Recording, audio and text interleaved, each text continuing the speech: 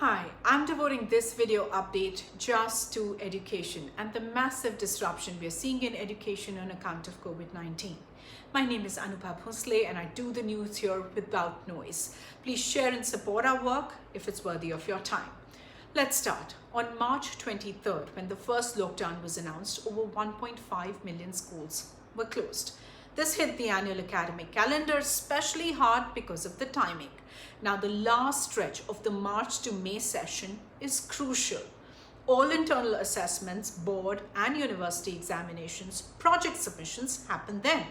It's also when the new academic cycle begins. So think admissions, entrance tests of various universities, competitive exams, and so on. A halt in these processes has been devastating. The worst hit are the children, especially those who had poor access to begin with. The pandemic has exposed the inadequacies of our education system. Several organizations do not have e-teaching or e-learning facilities. Most teachers are not well versed with new methods, especially on such short notice. E-learning has put an immense burden on children in rural areas, but also their families. Now, 2 surveys conducted across India are pointing to how this is a major and, I beg your pardon, worrying fallout. A survey by NGO Save the Children of over 7,000 families across 15 states in India in June has found that children in 62% households had discontinued their education. It's sort of the first casualty when 80% households reported a loss of income. Now, those findings echo the results of another study titled How is the Hinterland Unlocking? That was done in 11 states, about 4,000 houses. It pointed to the reverse migration we are seeing now. In fact, there's more in that study about how it impacted people's food habits, like they were eating less, borrowing needs. But the one that I want to flag is that about 1 in 4 households was thinking of taking their child out of school to ease the financial burden imposed by COVID-19 lockdowns and restrictions. Are you one of those who gets nervous every time there's a little tickle in your throat? We'll let that pass.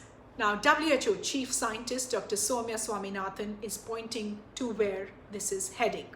She recently warned that many poor and marginalized children who are out of school may not have facilities to access online education, and many of them may not return to classrooms if schools don't restart soon.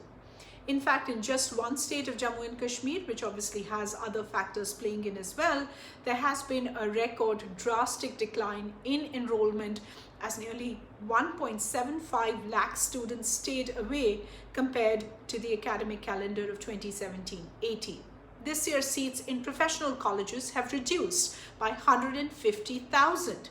Several engineering, management, and other professional colleges have either closed or downsized, and over 200 institutes have applied for some sort of campus closure. We do know that the other reason college education is shrinking to some extent is because they weren't allowed to collect fees if they were not holding classes during the lockdown. Now, an economic slowdown impacts both people's ability to pay for education and for institutes to provide education through what is still very much an expensive new medium. If you'd like us to focus more on any aspect of this, access, what lies ahead, or even just the lack of a good, coherent debate on the National Education Policy 2020, which I have to say has sort of vanished from the headlines in such a jiffy, just drop a comment and we'll work on one. If you have been watching, thank you for your time.